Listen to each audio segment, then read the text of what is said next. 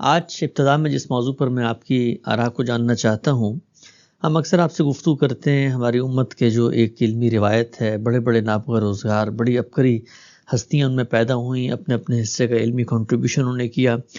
اس گفتگو کا ایک مقصد یہ بھی ہوتا ہے کہ ہماری جو نئی نوجوان نسل ہے وہ جانے کہ ہمارے وہ ماضی کی کیا ایک زندہ اور بڑی جاویداں علمی تاریخ ہے، اور ان باقر علماء سے بھی روشناس ہو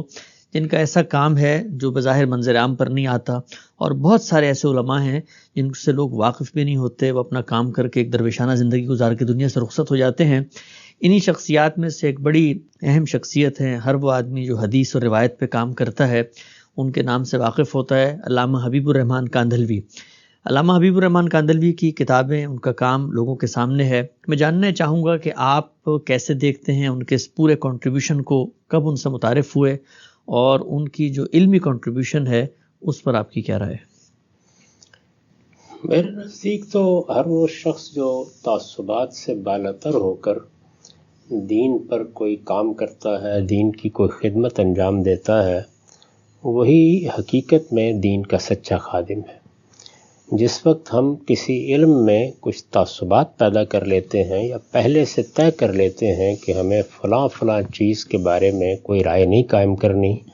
یا اس معاملے میں اگر ہم کوئی حقیقت بھی دیکھ لیں گے تو ہمیں اس کی تعویل ہی کرنی ہے، وہ اپنے لیے علم کا سچائی تک پہنچنے کا دروازہ بند کر لیتے ہیں۔ تو ایسے لوگ تاریخ کا مطالعہ کرنے سے معلوم ہوتا ہے ہر طبقے میں پیدا ہوتے رہتے ہیں جو اس طرح کے تعصبات کو توڑ دیتے ہیں، اپنے آپ کو ان چیزوں سے بلند کر لیتے ہیں، اور یہ کوشش کرتے ہیں کہ وہ سچائی کو جانیں، اس کی تحقیق کریں۔ روایتیں ہیں تو ان کے بارے میں، قرآن مجید کی تفسیر ہے تو ان کے بارے میں، جو کچھ بھی صحیح بات ہے اس تک پہنچنے کی صحیح کریں۔ اس وقت بھی جتنے لوگ دین کی خدمت کر رہے ہیں، آپ ہر طبقہ فکر میں دیکھیں گے آپ کو 2-4 ایسے لوگ مل جائیں گے۔ یہ صحیح ہے کہ زیادہ تعداد یہ کوشش کرتی ہے کہ ان کے ہاں جو روایت قائم ہو گئی ہے وہ اس کے ساتھ وابستہ رہیں، اور جو کچھ بھی پہلے بزرگوں نے ان کو بتا دیا ہے اسی کو بیان کرتے رہیں۔ میں اپنی ذات میں اس کو بھی کوئی غلط چیز نہیں سمجھتا، اگر اس کے ساتھ دوسروں کے لیے اس حق کو تسلیم کیا جائے کہ وہ اگر صلاحیت رکھتے ہیں یا ذوق رکھتے ہیں اور وہ چیزوں کو اس کی اصل سے پہچان سکتے ہیں تو وہ اپنا کام جاری رکھیں۔ لیکن یہاں 2 چیزیں پیدا ہو جاتی ہیں، یعنی ایک تو خود لوگ اس طریقے سے کام نہیں کرتے، اور پھر کوئی کرے تو اس کو وہ ضال مضل قرار دینا شروع کر دیتے ہیں۔ تاہم جس طرح کہ میں نے عرض کیا، آپ دیوبند کے علماء میں دیکھ لیں، بریلی کے علماء میں دیکھ لیں، اسی طریقے سے آپ اہل حدیث علماء میں دیکھیں، ہمارے ہاں جو پہلے لوگ رہے ہیں یا عالم عرب میں جو لوگ کام کر رہے ہیں ان میں بھی آپ دیکھیں تو ہر جگہ 2-4 لوگ آپ کو ایسے مل جائیں گے۔ انہی لوگوں میں ایک بڑی شخصیت مولانا حبیب الرحمن کاندھلوی صاحب کی بھی تھی۔ آپ دیکھیے کہ انہوں نے زیادہ تر ان موضوعات پر تحقیق کرنے کی صحیح کی جو لوگوں میں مذہب کی تعبیر بن چکے ہوئے تھے۔ ان میں آپ مہدی کے بارے میں روایات دیکھ لیں، آپ ان میں عام طور پر جو لوگ مختلف قسم کے تعصبات یا کچھ اس نوعیت کی چیزیں بیان کرتے ہیں جن میں اوہام کی ایک دنیا در آتی ہے، ان کو دیکھیں۔ ان کی جو بہت ہی زیادہ شہرت جس کتاب نے پائی وہ ان کی مذہبی داستانیں اور ان کی حقیقت ہے، اس کی تمام مجلدات کو دیکھیں تو یہ معلوم ہوتا ہے کہ ایک ایسا شخص ہے جو سچائی کے ساتھ حقیقت کو دریافت کرنا چاہتا ہے،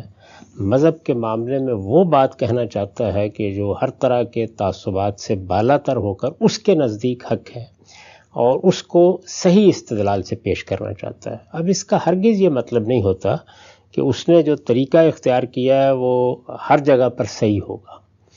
قرآن کی تعویل میں، کسی روایت کی تحقیق میں، ائمہ رجال کی آراء کے انتخاب میں، کسی روایت کے بارے میں فیصلہ کرنے میں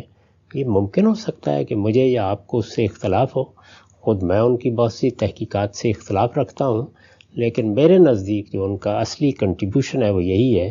کہ انہوں نے لوگوں میں یہ ذوق پیدا کیا کہ وہ ایسی تمام روایات، اور ظاہر ہے ہمارے ہاں ایک بڑا حصہ ان روایات کا ہے جو لوگوں کی زبان پر ہیں، جن کو واعظ عام طور پر بیان کرتے ہیں، انہی سے ساری کہانیاں، داستانیں لوگوں کے اندر رائج ہوتی ہیں۔ تو انہوں نے یہ کوشش کی کہ اس طرح کی چیزوں کے بارے میں لوگوں کے اندر ایک صحیح ذوق بھی پیدا کریں اور ان روایات کی تخریج کر کے ان کی حقیقت واضح کر کے ان کا پس منظر بتا کے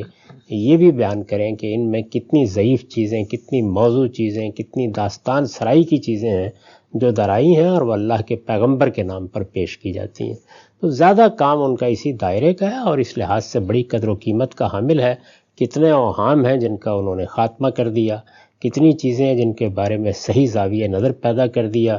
اور یہ بات کہ اگر کہیں انہوں نے غلطی کی ہے یا ان کی تحقیق میں کوئی خامی رہی ہے تو یہ غلطی اور تحقیق کی خامی بھی مہمیز کا کام کرتی ہے کہ دوسرے لوگ اب آ کے داد تحقیق دیں، اور اس طرح اگر ایک بات ان سے واضح نہیں ہوئی تو کوئی دوسرا آدمی واضح کرے۔ میں اسی اصول پر اپنے معاصرین بھی اور ان سے پہلے بھی جو بزرگ ہوئے ہیں ان سب کے کام کی قدر اور عزت کرتا ہوں۔ اس کا مطلب یہ ہرگز نہیں ہوتا کہ ہر چیز سے اتفاق کر لیا جائے، لیکن اگر بحیثیت مجموعی رویہ تحقیقی ہے، لوگوں کی رہنمائی تعصبات سے بالاتر ہو کر کی جا رہی ہے، ان کو یہ تعلیم دی جا رہی ہے کہ وہ چیزوں کو ان کی اصل میں دیکھیں، اور جو شخص یہ کام کر رہا ہے اس کے سامنے کوئی اصول ہیں، کوئی قاعدے ہیں، جس علم پر کام کر رہا ہے اس سے مناسبت رکھتا ہے، اس کی اہلیت رکھتا ہے، تو میرے خیال میں وہ قابل تحسین ہے، اس سے قطع نظر کہ میں اس سے اختلاف کروں یا آپ اختلاف کریں۔ ٹھیک۔ اچھا عام صاحب، آپ نے بتایا ان کا یہ جو بنیادی کام تھا اور اس کی افادیت اور اہمیت پہ بھی آپ نے روشنی ڈالی۔ ایک اور نقطہ واضح فرمائیے گا، ہمارے ہاں بالعموم جب اس طرح کا کوئی کام کیا جاتا ہے دوبارہ سے ریکنسٹرکٹ کرنے کا، ری لرن کرنے کا، ریویو کرنے کا، تو بظاہر بہت مخالفت کا سامنا کرنا پڑتا ہے اور سوسائٹی اور معاشرے میں آپ ایک طرح سے ایلین بن کے رہ جاتے ہیں۔ ہم نے یہ بھی دیکھا کہ ہمارے ہاں اس طرح کا جب بھی کوئی نیا کام سامنے آتا ہے تو علماء عام لوگوں کو بہت روکتے ہیں کہ اس کام کو نہ پڑھیں، اس سے دور رہیں، کیونکہ اس کے نتیجے میں جو ایک تصور قائم ہوا ہوا ہے اس کے بارے میں ایک تشکیک، ایک اضطراب کا جذبہ پیدا ہوگا۔ مجھے یہ بتائیے گا کہ یہ حوصلہ مندی آپ کے نزدیک خود اپنی ذات میں کس قدر قابل قدر ہے کہ اتنے بڑے معاشرے کے اندر ایک آدمی جس بات کو حق سمجھتا ہے اس کے لیے ڈٹ جاتا ہے، کھڑا ہو جاتا ہے، جو اس کو درست لگتا ہے وہ لکھتا ہے، چاہے اس کی جو بھی قیمت اس کو سوسائٹی میں ادا کرنی پڑے۔ اور یہ جو علماء بالعموم روکتے ہیں تو اس روکنے کا کیا کوئی اثر ہوتا ہے، روکنے کا کوئی فائدہ ہوتا ہے؟ اس سے کچھ نہیں ہوتا۔ جن لوگوں کو اللہ تعالیٰ نے یہ صلاحیت دی ہوتی ہے اس کے ساتھ حوصلہ بھی دیا ہوتا ہے، وہ یہ کام کر گزرتے ہیں۔ آپ سب لوگوں کو دیکھ لیں جنہوں نے یہ خدمات انجام دی ہیں۔ میں تو کبھی کبھی حیران ہوتا ہوں کہ ہمارے مولانا انور شاہ صاحب کاشمیری دیوبند میں بیٹھے ہوئے تھے، اور یہ معلوم ہے کہ وہاں کی علمی روایت کیا ہے۔ کوئی آدمی آسانی کے ساتھ یہ باور نہیں کر سکتا کہ بڑے بڑے مقدمات کے بارے میں ذرا مختلف زاویہ نظر وہاں بیٹھ کے کوئی آدمی بیان کر دے گا، لیکن آپ دیکھیے ان کے شروع دیکھیے، انہوں نے جب گفتگویں کی ہیں وہ دیکھیے، ان کے شاگردوں نے ہمیں جو علم ان کا پہنچایا ہے اس کو دیکھ لیں، اس میں بڑی غیر معمولی چیزیں، وہ بھی بالکل اسی طریقے سے بات کرتے ہیں۔ ہندوستان میں اور بہت سے لوگوں کے نام لیے جا سکتے ہیں۔ یہ بھی پچھلے دنوں ہمارے ایک دوست ذکر کر رہے تھے مولانا محمد حسن امروہی صاحب کا،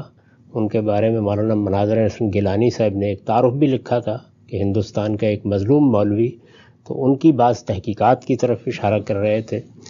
تو مجھے بھی ان کی بعض چیزیں یاد آئیں۔ اس لیے ایسے بہت سے لوگ ہر طبقہ فکر میں پیدا ہوتے رہتے ہیں اور حوصلہ مندی کے ساتھ وہ کام کرتے ہیں، اس کو روکا نہیں جا سکتا۔ لیکن یہ بات کہ وہ